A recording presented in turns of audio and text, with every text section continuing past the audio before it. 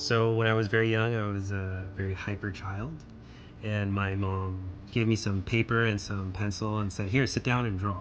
From that moment on, I literally fell in love with drawing. Anytime I feel anxious or upset or happy and elated, I just express that through my drawing and my painting.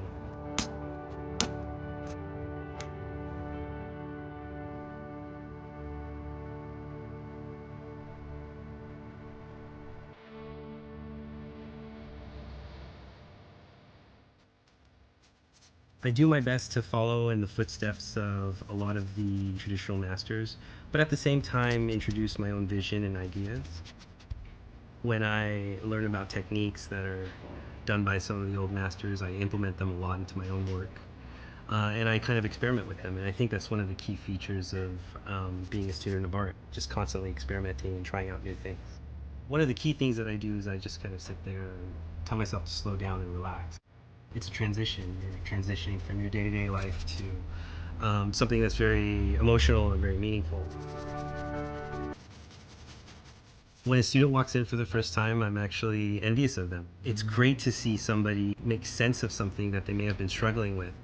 You might even punch it just a touch more by putting a dot in between. Those moments are very common when you have guidance and when you have somebody to give you a clear idea of what to do, especially when it's laid out for you in a step-by-step fashion.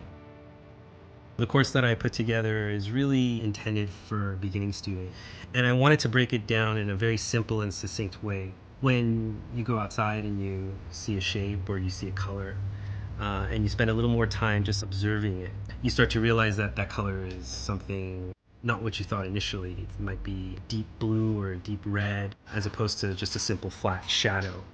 I think a key takeaway is that when you sit down and attempt to make a work of art in the beginning stages, it can be frustrating, and you may want to say to yourself, well, this doesn't look right, so I'm just going to give up.